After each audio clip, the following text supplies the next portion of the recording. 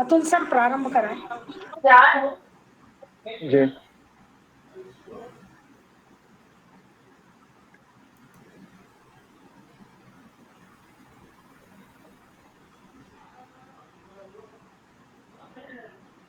सभी का इस आभासीय पटल पर स्वागत है। हमारा जो द्विदिवसीय व्याख्यान माला थी, आज उसका समापन सत्र है। हमारी व्याख्यान माला का विषय था श्रावण मास में वेदाध्ययन परंपरा। इसका समापन सत्र है। समापन सत्र का प्रारंभ करने से पहले, जैसा कि हमारे यहाँ परंपरा रही है, मंगलादीनि मंगल मध्यानि मंगलांतानि च कार्याणि प्रवर्तन्ते, तो इसी प्रकार से इस मंगल आदि के साथ हम अपने कार्य को प्रारंभ करेंगे। हमारे बीच में कॉलेज की छात्रा मीनाक्षी उपस्थित हैं। मैं मीनाक्षी से अनुरोध करूंगा कि आप सरस्वती वंदना के साथ कार्यक्रम को प्रारंभ करें। मीनाक्षी, आप अ, आप सरस्वती वंदना प्रारंभ करें। जी सर। या कुंदेन्दु तुषार हार धवला, या शुभ्रवस्त्रावृता,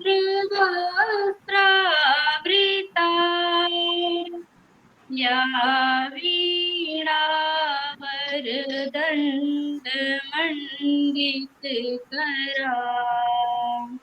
या श्वेतपद्मासना, या ब्रह्माच्युतशङ्कर प्रभृति देवैः सदा वन्दिता, सा मां पातु सरस्वती भगवती निःशेषजाड्यापहा।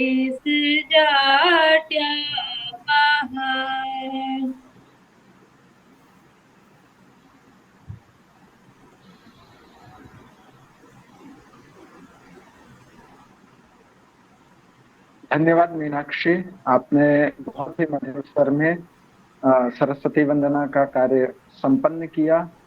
और आज के हमारे कार्यक्रम में मुख्य अतिथि के रूप में डॉक्टर मनोज पांडे जी, विशिष्ट वक्ता के रूप में प्रोफेसर केदार प्रसाद परौहा जी, और मुख्य वक्ता के रूप में डॉक्टर सदानंद झा जी हमारे बीच में उपस्थित हैं।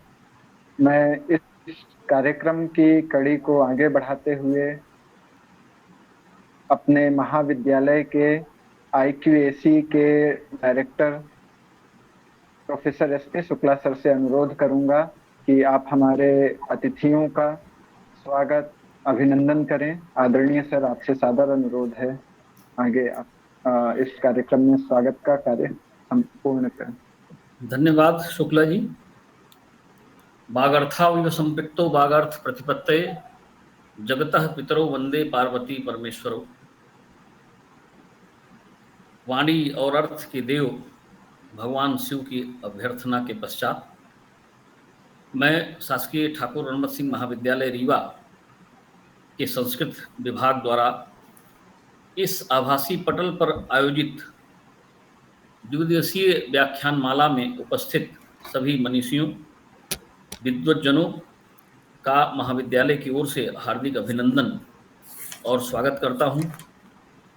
इस द्विदिवसीय व्याख्यान माला का शीर्षक श्रावण मास में वेदाध्ययन परंपरा अपने आप में विशिष्ट है। एक तो श्रावण मास है और उसके पश्चात हम वेदाध्ययन परंपरा पर विमर्श कर रहे हैं। दोनों का अद्भुत संयोग है। इस अवसर पर हमारे बीच में इस महाविद्यालय के संस्कृत विभाग द्वारा आयोजित जो कार्यक्रम है, इसमें मुख्य अतिथि के रूप में डॉक्टर मनोज पांडे जी, जो संगठन मंत्री संस्कृत भारती महाकौशल प्रांत हैं, उपस्थित हैं। उनका मैं हार्दिक स्वागत महाविद्यालय की तरफ से करता हूं। हमारे बीच में मुख्य वक्ता के रूप में डॉक्टर सदानंद झा जी, संप्रति प्राचार्य जगदीश नारायण ब्रह्मचर्य आश्रम आदर्श संस्कृत महाविद्यालय, जो केंद्रीय संस्कृत विश्वविद्यालय लगमा दरभंगा बिहार के अंतर्गत आता है, उपस्थित हैं। मैं उनका हार्दिक स्वागत और अभिनंदन करता हूं। आप मानव संसाधन विकास मंत्रालय के अधीन पूर्व शिक्षाविद सदस्य के रूप में अपनी सेवाएं आपने दी हैं। आपने बहुत सारी संगोष्ठियों में स्रोत वक्ता के रूप में अपने ज्ञान का लाभ लोगों को कराया है।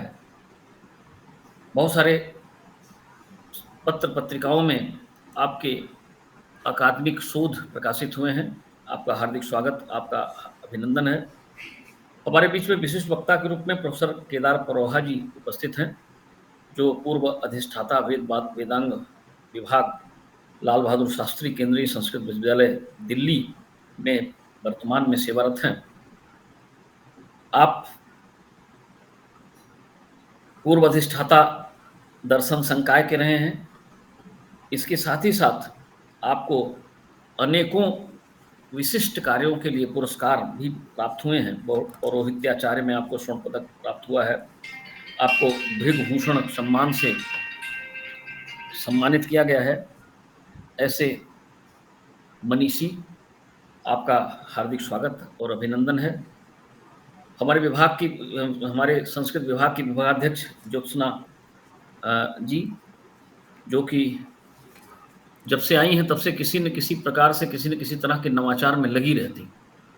आपका भी हार्दिक स्वागत है। इसके साथ ही साथ आपके सहयोगी जो विभाग के सदस्य हैं, उनका भी हार्दिक स्वागत है, क्योंकि उन्होंने अद्भुत विचार विमर्श के लिए एक अद्भुत विषय रखा और ऐसे मनीषियों को और विद्वानों को हमारे बीच में बुलाया। आप सभी का हार्दिक स्वागत है। इसके अलावा इस आभासी पटल पर बहुत सारे श्रोता, बहुत सारे प्राध्यापक उपस्थित हैं। निश्चित रूप से आज के दिवस हमारे बीच में जो दो मनीषी हैं यहाँ पर वक्ता के रूप में, उनकी वाणी से वो लाभान्वित होंगे। हम आप सभी का स्वागत करते हैं, हार्दिक अभिनंदन करते हैं और इस कार्यक्रम को आगे बढ़ाने के लिए आपका आह्वान करते हैं। बहुत बहुत धन्यवाद।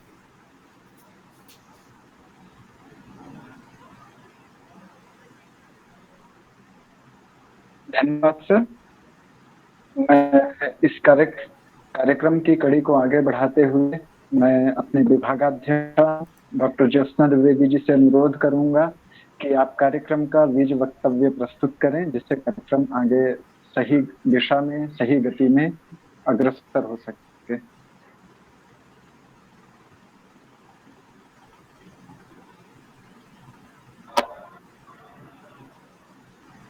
धन्यवाद। ओम यां मेधां देवगणाः पितरश्चोपासते तया मामद्य मेधया भक्ते मेधाविहं। श्रावण मास में वेदाध्ययन परंपरा, इस विषय को लेकर के ये द्विदिवसीय व्याख्यान माला का प्रारंभ हमने कल से किया और आज इसके समापन सत्र में हमारे समक्ष विशिष्ट वक्ता के रूप में पूज्यपाद गुरुवर्य प्रोफेसर केदार प्रसाद परोहा जी एवं मुख्य वक्ता के लिए स्वनामधन्य विद्वत शिरोमणि डॉक्टर सदानंद झा जी, हाँ, एवं विशिष्ट अतिथि के रूप में संस्कृत के लिए काम करने वाले संस्कृत जगत को पुनः संस्कृत की स्थापना के लिए संबद्ध डॉक्टर मनोज पांडे जी, संगठन मंत्री संस्कृत भारती उपस्थित है। सबके स्वागत के उपरांत इस कड़ी में आज के विषय पर हम थोड़ी सी चर्चा करेंगे।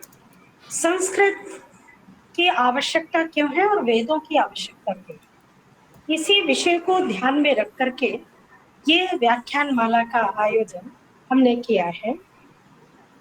संस्कृत विषय अपने आप में, संस्कृत भाषा जो है वो एक वैज्ञानिक भाषा है और वो सभी भाषाओं की जननी है, ऐसा हम सभी मानते हैं। भाषा विज्ञान की दृष्टि से वेदों की जो भाषा है वो मानवीय नहीं है और उसपे बहुत कुछ कार्य हो चुका है और भाषा विज्ञान वहां तक पहुंचा हुआ है जहां तक कि ये बात सिद्ध होती है कि ये जो भाषा है वो किसी ना किसी रूप से कहीं ना कहीं से बाह्य से मनुष्य को प्राप्त होती है, क्योंकि मनुष्य जिस भाषा को नहीं सुनता है वो भाषा बोल नहीं सकता है। संस्कृत के साथ ये बहुत बड़ी बात है कि संस्कृत सर्वप्रथम कहाँ सुनी गई, तो वेदों में सुनी गई। और संस्कृत के दो भाग हुए, एक तो वैदिक संस्कृत और दूसरी लौकिक संस्कृत। वैदिक संस्कृत में वेद और ब्राह्मण ग्रंथ इत्यादि आते हैं। मूल रूप से वेद की जो भाषा है उसको हम दैवीय मानते हैं। ये केवल भारतीय सिद्धांत ही नहीं है, ये एक मानवीय की भाषाई जो वैश्विक भाषाई समुदाय है या भाषा विज्ञान पर काम करने वाले लोग हैं, उनकी ये मान्यता है कि जो भाषा की उत्पत्ति है या भाषा विज्ञान का जो सिद्धांत है वो वेदों पर लागू नहीं हो पाता, वेदों की भाषा पर लागू नहीं हो पाता। इसलिए पूरे विश्व को ये मानना पड़ता है कि आखिर ये जो वेद है वो कहाँ से आए, तो दैवी सिद्धांत जो भारत का है वही अंतिम उसका प्रमाण बनता है। कारण ये है। दूसरा, श्रावण मास में जो वेदाध्ययन की परंपरा पर बात है, एक यजुर्वेद का मंत्र है, उस पर मैं यहाँ पर बात करूंगी क्योंकि ये इससे है। विद्याम च यस्तद्वेदो भयं सः अविद्यया मृत्युं तीर्त्वा विद्यया अमृतम अश्नुते। मनुष्य को अपनी भौतिक, पारमार्थिक या सामाजिक उन्नति करने के लिए विद्या और अविद्या दोनों की उन्नति करनी पड़ेगी। विद्या अर्थात परब्रह्म की प्राप्ति, अध्यात्म सूक्ष्म विद्या, और अविद्या अर्थात जो भौतिक विज्ञान है, जितना भी भौतिक हमारी उन्नति है उसको जानने के लिए हमें विद्या और अविद्या इन दोनों ही विषयों पर काम करना पड़ेगा। और ये दोनों विषयों की समझ यदि कोई रखता है तो वो संस्कृत भाषा ही रखती है, संस्कृत जानने वाला ही रख सकता है। वेदों को जानने के लिए, भारत को जानने के लिए, भारत की आत्मा को जानने के लिए संस्कृत की आवश्यकता है। और उस संस्कृत को पुनः संरक्षित करने के लिए हम सबके पुनः इस आलोड़न की आवश्यकता है कि संस्कृत किस प्रकार सुरक्षित है। भारतस्य प्रतिष्ठित्वे संस्कृतम संस्कृतिस्तथा। यदि भारत की प्रतिष्ठा करनी है पुनः, तो संस्कृत और संस्कृति इन दोनों की प्रतिष्ठा करनी पड़ेगी। जब तक संस्कृत नहीं प्रतिष्ठित होगी, वेद नहीं प्रतिष्ठित होंगे, वेद नहीं प्रतिष्ठित होंगे तो भारत की आत्मा नहीं प्रतिष्ठित होगी, भारत का विज्ञान नहीं प्रतिष्ठित होगा, भारत की उन्नति नहीं प्रतिष्ठित होगी। और वेद एक ऐसे विषय हैं, ना किसी वर्ग, ना समुदाय, ना जाति विशेष के, ना देश विशेष के, अपितु ये वैश्विक ग्रंथ है, मानव की सर्वाधिक सार्वभौमिक उन्नति के सहायक ग्रंथ हैं। इस रूप में पुनः वेदों की स्थापना के लिए हमारे यहाँ एक परंपरा चली कि हम लोग श्रावण चातुर्मास की परंपरा में स्वाध्यायन अर्चयित ऋषि, अर्थात यदि ऋषियों की अर्थात ऋषि वाणी की अर्चना करनी है तो स्वाध्याय से करें, अध्ययन से करें, अध्यापन से करें, सुनने सुनाने से करें, जागरूकता से करें। इस परंपरा को ध्यान में रख करके हमारे ठाकुर रणजीत संघ महाविद्यालय के संस्कृत विभाग द्वारा इस विषय का हमने यहाँ पर समायोजन किया। अवश्य ही इससे सबको लाभ होगा। इस आशा के साथ इस व्याख्यानमाला का हम आज दूसरी सत्र का प्रारंभ करेंगे। धन्यवाद डॉक्टर अतुल जी। 5 से ऊपर आकाशवाणी परिचर्चाएं प्रकाशित हैं। इस प्रकार का आपका जो सीवी है, आपका जो कार्य क्षेत्र है वो बृहत्तर है, और यह हम सभी आपके ग्रंथों को पढ़ के और अलग अलग समयों में इनसे कुछ सीखते हुए हमने अपने विद्यार्थी काल में आपके ग्रंथों को पढ़ा है। विभिन्न विश्वविद्यालयों में आपके ग्रंथ पाठ्यक्रम के रूप में सम्मिलित हैं। ऐसे महान आचार्य, महान विद्वान हमारे बीच में उपस्थित हैं। ऐसे गुरुजनों को सुनना हम सभी के लिए सभी क्षेत्रों में और विशिष्ट रूप से संस्कृत भाषा और उसकी वैज्ञानिकता, उसकी महत्ता और वेदों की सारगर्भिता के विषय पे सुनना हम सभी के लिए एक विशिष्ट अनुभव होगा।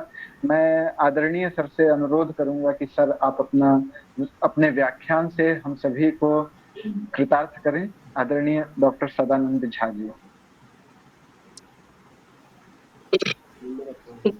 ध्वनि श्रूयते न वा? जी जी ध्वनि जी गुरु श्रूयते? जी, स्पष्ट रूप से सुनाई। हाँ। जी स्पष्ट रूप से।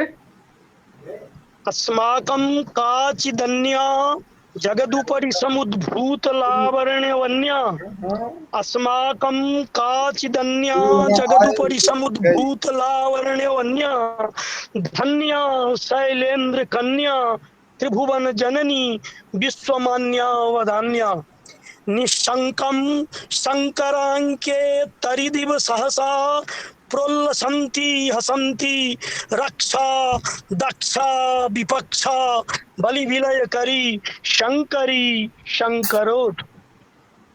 मान्य मान्या, अत्र रीवास्थ शासकीय ठाकुर रणमत सिंह महाविद्यालयस्य द्विदिवसीया संस्कृत संगोष्ठी समायोजिता वर्तते, जत्र अयं द्वितीया दिवसा विद्यते, जत्र मुख्यातिथयः संस्कृत भारत्या संगठन मंत्रिणः महाकौशल प्रान्तस्य श्रीमन्तस्तत्र भवन्तः मनोज पांडे महाभागा, चतुरस्र वैदुष्य मंडिता विशिष्ट वक्तारः प्रोफेसर केदार प्रसाद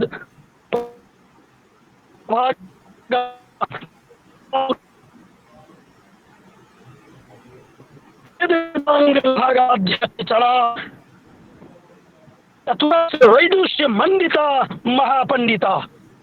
एवमेव अस्या संगोष्ठ्या संरक्षका डॉक्टर अर्पिता अवस्थी महोदया अस्य महाविद्यालयस्य प्राचार्या, संयोजिका डॉक्टर ज्योत्सना द्विवेदी महाशया, संयोजक डॉक्टर अतुल कुमार शुक्ल महाभागा, अन्ये अंतर्जालीय माध्यमेन विराजमाना संस्कृतानुरागिणः संस्कृत पंडिता पाठकाश्च।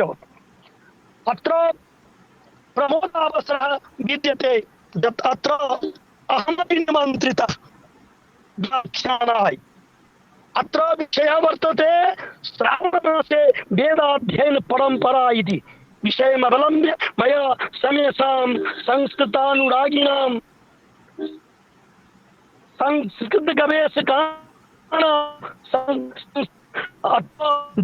संस्कृतं नैव जानन्ति तेषामपि महानुभावानां समेषां राष्ट्रभाषामवलम्ब्य स्वकीय विचारः प्रस्तुतीक्रियते।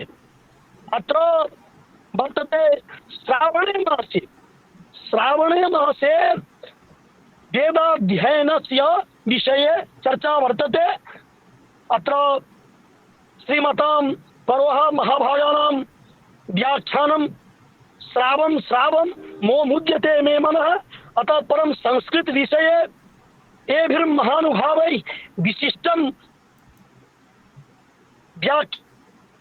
प्रस्तुतीकृतम्, अतः अस्माकं कृते स्वाभाविकः वर्तते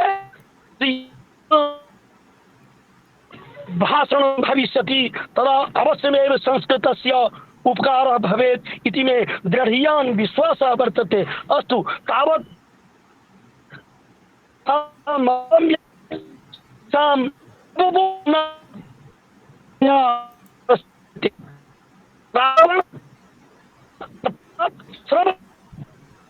जिससे सुना जाए, जिस मास में वेदाध्ययन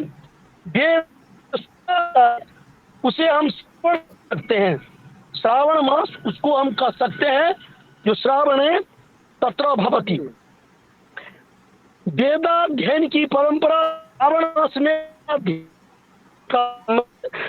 वैदिक जीवन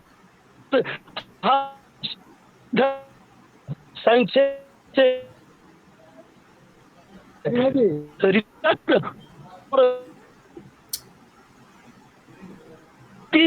अन्य देश में सट ऋतु नहीं होता है, क्योंकि वहां पर में कभी वर्षा तो कभी ग्रीष्म। लेकिन हमारे भारत में पवित्र जो भारतवर्ष है, तो मूलतः वेद जो है, अब सारांश संस्कृत के लिए तो ज्ञान परोहा जी दे चुके हैं, इसलिए तो कुछ कहना पृष्ठ पेषण होगा, क्योंकि संस्कृत तो हम लोगों के लिए माँ है और परिवार को पालन पोषण भी हम लोग संस्कृत माध्यम से ही किए हैं, इसलिए और सब कुछ तो संस्कृत माध्यम से ही है। वेद भी जो वेदाध्ययन के संबंध में हम लोग चर्चा उपस्थापित करना चाहते हैं, वह भी जो है वह संस्कृत में ही है। इसलिए संस्कृत का तो संस्कृतम नाम देवी भाग अन्वाख्याता महर्षि भी, और वाल्मीकि रामायण में भी आया है। जो हनुमान जी जब वहाँ अशोक वाटिका में पहुँचते हैं तो संस्कृत के संबंध में जलिवाचम प्रदास्यामि द्विजाति संस्कृताम रावणम मन्यमानाम सीता भीता भविष्यति। एवमेव इसी प्रकार सुंदर कांड में ही लक्ष्मण जी को भगवान रामचंद्र जी कहते हैं हनुमान जी को देख करके, नूनम व्याकरणम कृष्ण मनेन बहुधा श्रुतम बहुव्याहरता न किंचित अपशब्दितम। तो संस्कृत तो भारतीय नहीं अपितु विश्व के लिए प्राण स्वरूपा है संस्कृत भाषा। इसीलिए संस्कृत भाषा के संबंध में कुछ कहना उद्बाहुड़ी वामना, कालिदास का उद्बाहुड़ी वामना है।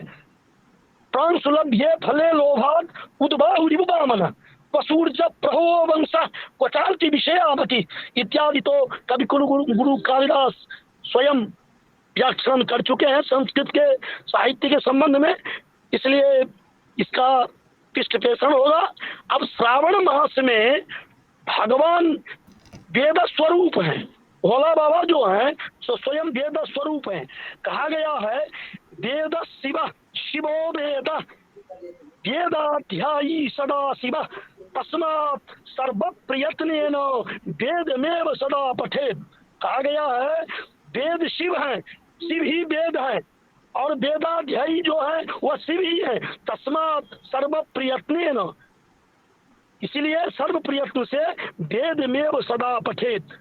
और इसलिए भोला बाबा जो हैं सो स्वयं वेद हैं, और वेद का अध्ययन वर्षा ऋतु में नहीं हो करके उसको पाठन के क्रम में उसका उपयोग किया जाता है, पाठात्मक होता है। यदि लोग श्रावणी पूर्णिमा तक में हैं, और सामवेदी के लिए है जो भाद्र शुक्ल पंचमी। तो वर्षा ऋतु प्राकृतिक वातावरण में प्रतिकूल होने के कारण ऋषि आदि को अध्ययन अध्यापन में और भोजन में भी कठिनाई होती है। उदाहरण के लिए लीजिए आप, उदाहरण हम आपको दे रहे हैं महाभारत का। जो कुंती के यहाँ, कुंती जी के पिता के यहाँ महर्षि दुर्वासा जी पहुंचे थे, और कुंती की सेवा शुश्रूषा से दुर्वासा जी उनको कवच दिए, जिस कारण से उनको जिस देवता को उन्होंने स्मरण किया वो देवता आकर के उनके उसी प्रकार सूर्य के यहाँ, इंद्र के यहाँ, वायु के यहाँ स्मरण किया गया, और वे लोग पांडव के रूप में उत्पन्न हुए।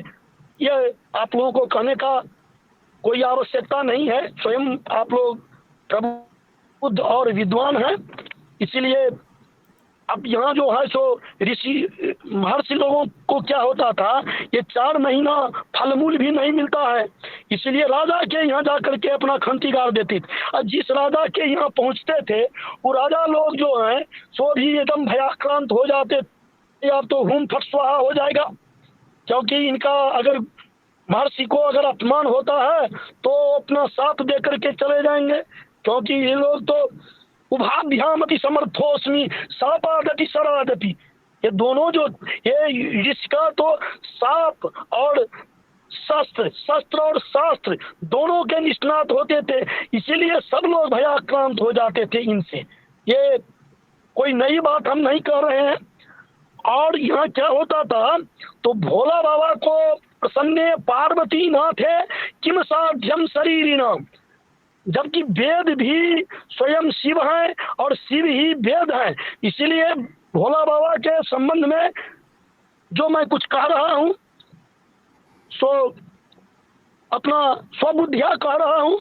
और कालिदास भी कहते हैं जो जल जो है सो शिव स्वरूप है, क्योंकि शास्त्र में आया है जो जलधारा शिव प्रिय, सबसे प्रिय भोला बाबा को जल होता है। और सब है उसमें मतलब वेद स्नपन में रुद्राष्टाध्यायी विधान से जो स्नपन होता है उसमें सार्स पेण तैलेनो शत्रुनाशो भवे ध्रुवम। और सरसों का जो तेल है उससे अगर भोला बाबा के ऊपर में स्नपन किया जाए तो क्या होता है, शत्रु का नाश होता है। वैसे भोला बाबा को श्रावण मास में इक्षुरस, घृतरस, घृतधारा, मधुजाला धारा, जलधारा ये सब जो है सो उनको प्रिय है। और वेद और शिव जो है सो अभेदान्वय है, जल उनका प्रिय है। तो जल जो है सो वर्षा ऋतु में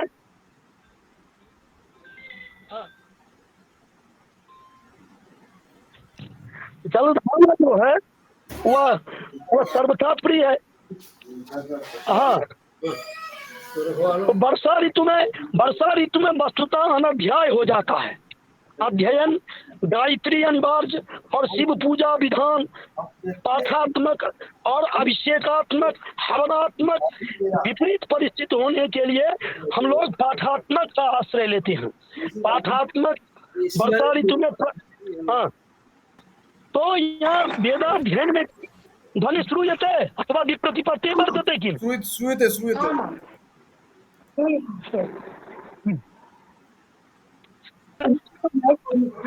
हाँ। अब वर्षा ऋतु में क्या हो जाता है, तीन चार हेतु है उसका कारण। प्राकृतिक वातावरण में वर्षा ऋतु में नदी प्रवहमान होता है और सर्पादि है, अन्नादि वैकल्य, अव्यवस्था, विद्युत भय इत्यादि वर्षा ऋतु में, इसलिए गमनागमन निषिद्ध है। कहा गया है जो वर्षा ऋतु में गमन जो है आवागमन अवरुद्ध होता है, वर्षा ऋतु में नहीं चलना चाहिए। वर्षा सुन गच्छति, आयुर्वेद में आया है वर्षा सुन गच्छति शरदि में भक्षति हेमंत शिशिरयो रक्ति। तो वर्षा ऋतु में क्या है, तो आपको वर्षा सुन गच्छति, वर्षा ऋतु में आवागमन नहीं करना चाहिए। और दूसरा हेतु है द्विज को मंत्र हित होना चाहिए, क्योंकि अगर मंत्र रहित हो जाएगा तो प्रायश्चित्ती हो जाएगा। और यहाँ ऐसी स्थिति में केवल वेद पाठ रूपी कर्मकांड की ही प्रशस्ति से काम चलता है। अतः भावी मीट सकहीं त्रिपुरारी, गोस्वामी जी कहते हैं जो भावी मीट सकहीं त्रिपुरारी, भोला बाबा जो हैं सो तो वेद स्वरूप हैं। और कालिदास स्वयं कहते हैं अभिज्ञान शाकुंतलम में जो जा सृष्टि सृष्टुराद्या बहति विधिहुतम जा हविर्जा चुहोत्री जे द्वे कालम विधत्ता श्रुति विषय गुणा जा स्थिता व्याप्य विश्वम जामाहु सर्वबीज प्रकृतिरिति जया प्राणिन प्राणवंत प्रत्यक्षाभिप्रपन्नस्तनुभिरवतु रष्टाभिरीशा। ऐसा कहा गया है कवि कुलगुरु कालिदास मंगलाचरण में। जल का वर्णन उन्होंने किया है अष्टमूर्ति में, भोला बाबा को जल मूर्ति भी कहा गया है, क्योंकि सर हम लोग कहते हैं सर्वाय क्षिति मूर्तये नमः, भवाय जल मूर्तये नमः, उग्राय वायु मूर्तये नमः, भीमाय आकाश मूर्तये नमः, पशुपते जजमान मूर्तये नमः, महादेवाय सोम मूर्तये नमः, ईशानाय सूर्य मूर्तये अष्ट मूर्तये शिवाय नमः। तो इसीलिए जल के रूप में भोला बाबा है। इसीलिए वर्षा ऋतु में भोला बाबा का प्राशस्त्य है। सभी देवों में वो तो परमेश्वर महादेव हैं, महेश्वर हैं। तो महेश्वर का पूजन वर्षा ऋतु में किया जाता है, जो वर्षा ऋतु श्रावण मास में है। इसीलिए वेदाध्ययन की जो परंपरा है, भारतीय परंपरा है वेदाध्ययन के लिए, या इसी समय में उपयुक्त होता है। हाँ अंत में ये 3-4 हेतु के बाद एक उपाकर्म होता है। उसमें उपाकर्म जो है सो नित्य कर्म, स्नान, ऋषि पूजन, यज्ञोपवीत पूजन, उपाकर्म में और समावर्तित ब्रह्मचारी गुरु के अग्नि में समिधा करते हैं, जो पारस्कर गृह्य सूत्र में विशद विवेचन है वह द्रष्टव्य है। क्योंकि ये समयाभाव है, इसमें तो व्याख्यान के लिए 2-4 घंटा का मतलब प्रतिपादन करने का अवसर जब होगा तब पारस्कर गृह्य सूत्र के संबंध में विस्तृत व्याख्यान किया जाएगा। और उसके बाद अब उपाय ज्ञान पूर्वकारंभ, इन्हें जो जब उपाकर्म द्विजातियों के लिए मुख्य पर्व है। सामवेदी के लिए ऋषि पंचमी है और यजुर्वेदी के लिए श्रावणी पंचमी है। खास करके मैथिल लोग जो हैं सो यहाँ पर में यजुर्वेदी होते हैं। ऋषियों मंत्र दृष्टारा ऋषिदेव मनुष्याणाम वेद चक्षु सनातनम। महात्मा बुद्ध भी, क्योंकि महात्मा बुद्ध के संबंध में भी हम कहीं पढ़े हुए हैं, जो महात्मा बुद्ध यद्यपि वेद के विरोधी थे, लेकिन ये जो चतुर्मास्या है, ये जो वर्षा ऋतु है, उसमें आवागमन के विरुद्ध में आवागमन के विरोधी थे भगवान बुद्ध का भी यही कथन है कि यद्यपि वो वेद को नहीं मानते हैं, वेद का विरोधी हैं, लेकिन फिर भी वर्षा ऋतु के संबंध में वर्षा सुन गच्छति का सिद्धांत को उन्होंने समर्थन किया है। इस प्रकार से तो चतुर्मास में भ्रमण निषेध है। एवं और हमारे यहाँ वेद का 2 संप्रदाय है, ब्रह्म संप्रदाय और आदित्य संप्रदाय। ये दोनों में वेद का उपाख्यान आया है। इस प्रकार श्रावण के पाशस्य बोधक है, जो श्रावण से तुमासस्य पूर्णान्ते ब्राह्मणो द्विजा उपाकर्म कुर्जा विधिवत वेदस्य प्रविभावनम पौर्णमास्याम तु कर्तव्यम तथा क्षांतिम काम्याम चोपनयनम। तथा यद्यपि हम लोगों के यहाँ उपनयन नहीं होता है, उपनयन श्रावण मास में वर्जित है। उपाकर्म का अर्थ यह भी होता है, उपनयन का भी एक पर्याय है उपाकर्म। तो उपनयन हम लोगों के यहाँ इसीलिए वर्जित है कि 9 प्रसुप्ते जनार्दने भगवान विष्णु क्या होता है, हरिशयन एकादशी को सो जाते हैं और उसके बाद प्रबोधिनी एकादशी को भगवान विष्णु का जागरण होता है। इसीलिए वहां कहा गया है त्वया चोत्थीयमानेन उत्थितम भुवनत्रयम्। भोला बाबा को भगवान विष्णु को प्रबोधिनी एकादशी, कार्तिक शुक्ल एकादशी को प्रबोधिनी एकादशी कहा गया जाता है। वहाँ मन उस दिन ब्रह्मेन्द्र रुद्रैरभिवन्द्यमानो भवन्द्रकिर्वन्दित वन्दनीय प्राप्ता तवेयं किल कौमुदाख्या जागृष्व च कुलोकनाथ मेघागता निर्मल पूर्ण चंद्र सारथ्य पुष्पाणि मनोहराणि अहं ददामि किच पुण्य हेतोर जागृष्व च लोकनाथ। अंत में कहा गया है उत्तिष्ठोत्तिष्ठ गोविंद त्यज निद्राम जगतपते त्वया चोत्थीयमानेन उत्थितम भुवनत्रयम्। इसलिए हम लोगों के यहाँ यज्ञोपवीत संस्कार जो है वह श्रावण भाद्र आश्विन कार्तिक अग्रहण और पौष इतने दिनों में, इतने मास में हम लोगों के यहाँ यज्ञोपवीत संस्कार नहीं होता है, क्योंकि 9 प्रसुप्ते जनार्दने और कोई भी विशिष्ट शुभ कर्म भगवान के शयन के बाद आषाढ़ शुक्ल एकादशी को भगवान विष्णु सो जाते हैं। उसके बाद से हम लोगों के यहाँ वैसे भगवान की पूजा होती है। जो नित्य जो पूजन है वह तो हम लोग करते ही हैं, श्रावण में भी करते हैं और भाद्र में भी करते हैं, आश्विन में भी करते हैं, और सब मन प्रतिमाह करते हैं, प्रतिदिन करते हैं। लेकिन सालग्राम पूजन हम लोगों के यहाँ गणेशंच दिनेशंच बह्निम दुर्गाम शिवम हरिम आदौ विनायक पूज्य अंत्यच कुल देवता। हम लोगों के यहाँ ये परंपरा है, जो भगवान विष्णु सो भी जाते हैं उसके बाद भी हम लोग ये मन पूजन, हम लोग पूजन से विरत नहीं होते हैं। लेकिन अन्य जो कार्य होता है उपनयन आदि विवाह आदि जो होता है सो प्रबोधिनी एकादशी के बाद ही होता है। यह इस प्रकार के वेदाध्ययन के संबंध में हमने जो कुछ कहा, संपूर्ण भारतवर्ष में ही सभी आचार्यों ने अग्नि, अब वर्तमान समय में तो बहुत दिक्कत है, अब अग्नि का आधान तो आचार्य लोग करते नहीं है, इसीलिए इसमें क्या उपाकर्म कहा जाएगा, क्या वेदाध्ययन के परंपरा को माना जाएगा, तब तो एक आनुषंगिक के रूप में, एक परंपरा के रूप में हम लोग वेदाध्ययन और अग्नि का आधान न करके भी और सब कुछ करने के लिए भोला बाबा को हम लोग प्रसन्न कर लेते हैं, क्योंकि भोला बाबा महेशान ना परो देवो महिमनो ना परास्तुति अघोरान ना परो मंत्रो नास्ति तत्वं गुरो परम।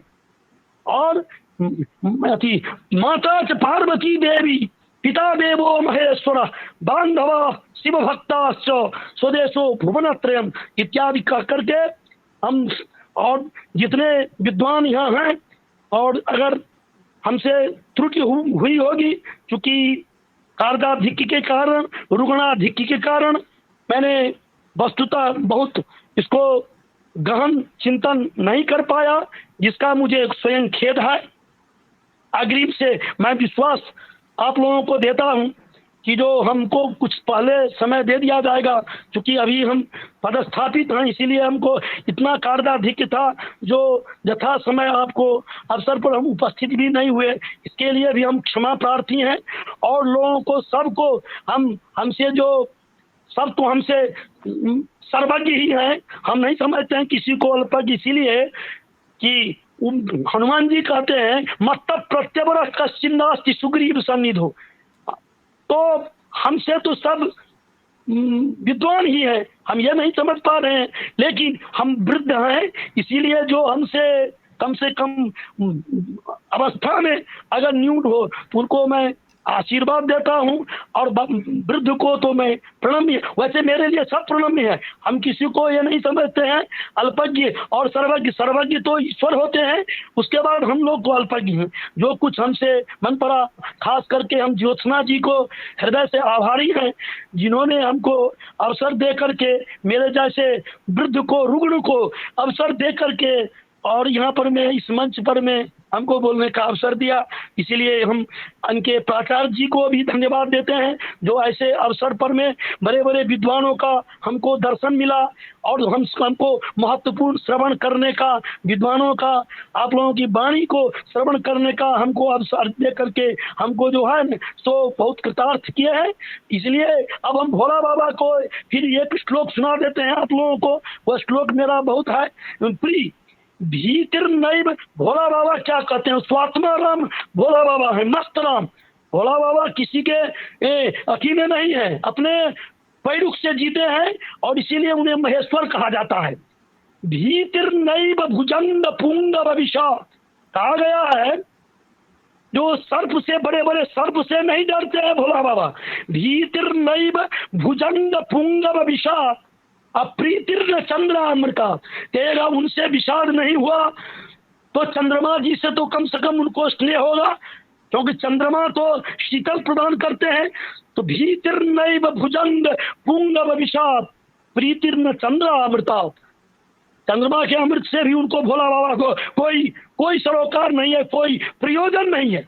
भीतिर्न चंद्रामृता ना शौचम कपाल दाम लुलना, क्योंकि भोला बाबा स्मशान में रहते हैं। महिमा स्तोत्र में आया है स्मशाने स्वा क्रीड़ा स्मरहर पिशाचा सहचर स्थिता भस्म लेप स्रगति नृकरोटी परिकर अमंगल्यम शीलम तब भवतु नामैवमखिलम तथापि स्मर्त्रीणाम वरद परमं मंडलमसि। महिमा स्तोत्र में पुष्पदंत भोला बाबा को स्मरण करते हैं महिमा स्तोत्र में। तो प्रीतिर्न चंद्रामृतात् न शौचम न कपाल दाम लुलना, कपाल दाम से अशौच को भोला बाबा प्राप्त नहीं करते हैं। अब कहिएगा अशौच नहीं हुआ तो गंगा जी से तो होगा, क्योंकि गंगा जी तो श्री हरिपद नख चंद्र कांत मणि द्रवित रंग सुधारस आया है। वहां पर में वाराणसी में जो भारतेंदु जो लिख रहे हैं हरिश्चंद्र नाटक में, और वो तो विष्णुपाद प्रसूता सी साक्षात विष्णु के चरण से उनका उत्पन्न है गंगा जी को। तो कहते हैं ना शौचम न कपाल दाम लुलनाथ शौचम न गंगा जला, वो गंगा जल से पवित्र भोला बाबा होने वाले नहीं है। ना शौचम न कपाल दाम लुलनाथ शौचम न गंगा जला नोद बेगश्चिति भस्मनो चिता भस्मालेपो गरदमसनम दिक्पट धरो।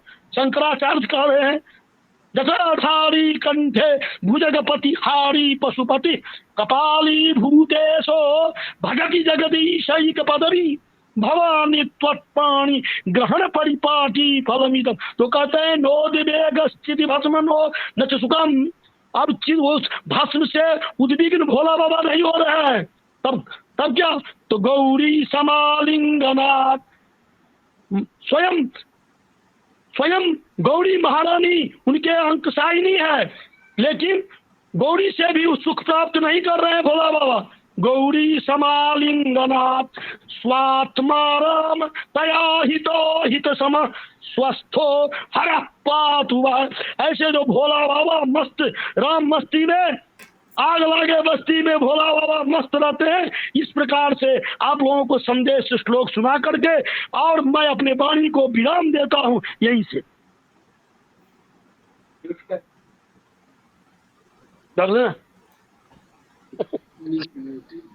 धन्यवाद आचार्य जी। आपने अपने व्याख्यान में श्रावण मास में शिव पूजन, वेदाध्ययन और वेदों के अध्ययन और शिव पूजन के विषय में गृह सूत्रों के विभिन्न साहित्य ग्रंथों के उद्धरण देते हुए हम सभी को अपने ओजस्वी वाक्य के माध्यम से पुनीत किया। हम सभी इस विषय में अपने विचारों में परिवर्धित हुए होंगे, कुछ नवीन जाने होंगे और मुझे तो इसमें अवश्य रूप से नवीन सीखने को मिला, नवीन जानने को मिला। और आप जैसे आचार्य हमारे बीच में उपस्थित हैं, आपकी ओजस्वी बात हम सबको प्रेरणा देती है कि आप यद्यपि रुग्ण कह रहे थे, लेकिन मुझे तो ऐसा लग रहा था कि कोई बहुत ही ओजस्वी वक्ता और बहुत ही ओजस्विता पूर्ण वाणी से धनी आचार्य का मैं श्रवण कर रहा हूँ। इसमें ऐसा लग ही नहीं रहा था कि आप कहीं से रुग्ण हैं या वृद्ध हैं। आप हम युवाओं से भी युवा हैं और हम युवाओं के लिए प्रेरणा स्रोत हैं कि किस तरीके की वाणी की ओजस्विता अपेक्षित होती है। मैं पुनश्च आपका धन्यवाद करता हूँ। आप हमारे कार्यक्रम के आज के मुख्य अतिथि आदरणीय डॉक्टर मनोज पांडे जी हमारे बीच में उपस्थित हैं। आदरणीय मनोज जी भाई साहब 10 वर्षों से आरएसएस के विभिन्न पदों पे आपने महानगर प्रचारक, जिला प्रचारक, विभाग प्रचारक इत्यादि विभिन्न दायित्वों का निर्वाह किया है। वर्तमान समय में आप संस्कृत की सेवा के लिए अहरनिश समर्पित संगठन संस्कृत भारती के महाकौशल प्रांत के संगठन मंत्री हैं। आपने अपना संपूर्ण जीवन का संपूर्ण काल इस संस्कृत माँ की सेवा के लिए, दैवी वाक्य की सेवा के लिए समर्पित किया है। ऐसे अपने जीवन को समर्पित करने वाले व्यक्तित्व हमारे बीच में उपस्थित हैं। हम लोग इसका अध्ययन अध्यापन करते हैं और जीवन में उतारने का प्रयत्न करते हैं, लेकिन आपने अपना जीवन ही इस विषय के लिए समर्पित किया है। इस वाणी को जन जन की भाषा लाने के लिए समर्पित किया है। ऐसा व्यक्तित्व हमारे बीच में उपस्थित है। ये हम सभी के लिए प्रेरणास्पद है। मैं अपने आदरणीय डॉक्टर मनोज पांडे जी से अनुरोध करूंगा कि भाई साहब आप हमें अपना महत्वपूर्ण आशीर्वचन, अपना पाथेय वचन हम सबको प्रदान करें। आदरणीय डॉक्टर मनोज पांडे जी। बहुत बहुत धन्यवाद। हम सबके बीच में ऐसे श्रेष्ठ विद्वानों का उद्बोधन हम सबको प्राप्त हो चुका है। कुछ शेष बचता नहीं है, परंतु मंच की एक गरिमा है, एक आदेश जो रहता है उसके पालन तो करना ही होता है। ऐसे पालन करने के लिए हम आप सबके सामने उपस्थित हैं। तो अद्य अस्मिन् कार्यक्रमे भगिनी पूर्वम् उक्तवती एव कि महोदय भवान् आगच्छतु अत्र अस्मिन् कार्यक्रमे मुख्यातिथिरूपेण भवतु। तो आदेशः आसीत् महोदयस्य भगिनी अस्माकं ज्योत्सना भगिनी। तो निश्चयेन यदा वार्ता जाता तदा उक्तवान् मुख्यातिथिरूपेण न, अहं तु केवलं श्रोतारूपेण भवितुं शक्यते, परन्तु भगिनी उक्तवती न न न भवान् भवतु तत्र। एतादृशः भगिनी तो बहु स्नेहं ददाति एव। अद्य अस्मिन् कार्यक्रमे व्याख्यानकार्यक्रमे मुख्यवक्ता विद्वांसः एतादृशः पूर्वं यथा सञ्चालकमहोदय उक्तवन्तः एव कि डॉक्टर सदानंद झा महोदयः, तस्य कृते अहं प्रणमामि निवेदनं करोमि। एवं प्रोफेसर केदारनाथ प्रभुः महोदयः विद्वांसः रीवातः एव अस्ति, इदानीं देहल्याम् अस्ति महोदयः कृते अहं नमामि। डॉक्टर अर्पिता अवस्थी प्राचार्य, ठाकुर रणमत सिंह महाविद्यालयस्य प्राचार्य, अस्य कार्यक्रमस्य